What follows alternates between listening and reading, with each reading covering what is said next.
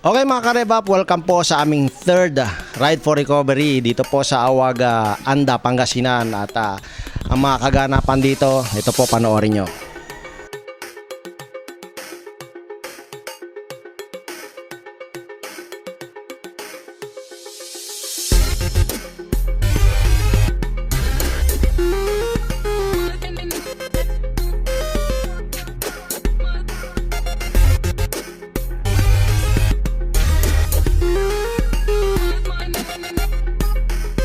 Okay mga karebap, ito solid na solid to kasi lagi ito nakuuna pag may event tayo.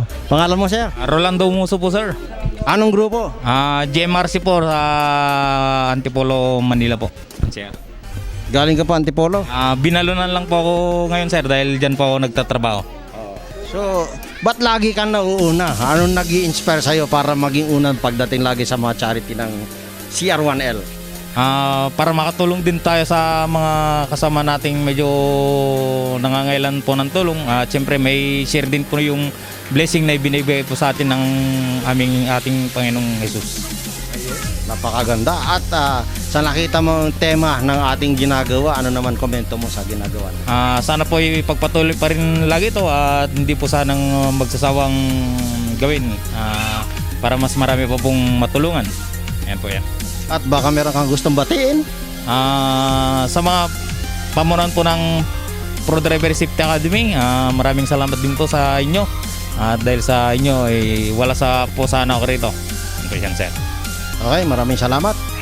Siyempre kasama natin si Rems ng anong rider group po? Universal Riders Club po, sir. Ng anong lugar? Ano po kami, sir, eh? Halo-halo po kami. May Dagupan, San Fabian, Balonga, Rosales. Ayun. So, alam ko ikaw yata yung coordinator natin ng Balonga. Opo, sir. Ayun, baka gusto mo sila invite doon sa upcoming event mo. Ini-invite ko po sa inyong lahat, ng mga kagulong ng Luzon, na iniimbitahan ko po kayo sa magaganap na charity po at saka helping hand po ng mga kagulong natin sa mga mahihirap po. Salamat. Baka may mensahe ka sa mga kapwa mo rider. Ingat po lagi mga kapwa ko rider. God safe. Hello, good morning po sa lahat. Ako po si Primo Pulido, team leader po ng Team PACG.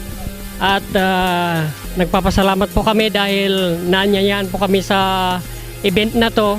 At kami po ay naglikom din ng konting tulong para makapag-abot din sa mga taga rito. Maraming salamat po sa organizers po ng CR1L na to at naimbitahan po kami. Yun lamang po. Thank you very much po sa mga organizers ng Charity One Luzon.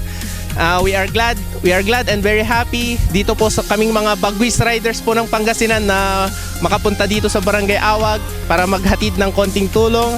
At para maipakita rin na kaming mga Bagwis riders, we are not just advocates of road safety but also we support charitable institution and charitable work such as this. Kaya maraming salamat po sa organizers ng Charity One Luzon. Thank you very much. Magandang tanghali po sa lahat. Nagpapasalamat po ako sa mga riders na pumunta ngayon dito sa aming Barangay Awag. Malaking tulong po sa mga indigent people dito sa amin ang kanilang dilalang mga relief goods. Ganon din sa mga bata ang feeding program. I pray na i-bless kayo ni Lord para mas marami pa kayong mga taong matulungan. Salamat po. Maraming salamat sa mga riders na pumunta dito na nagbigay ng relief good at saka pagkain ng mga bata. Salamat po.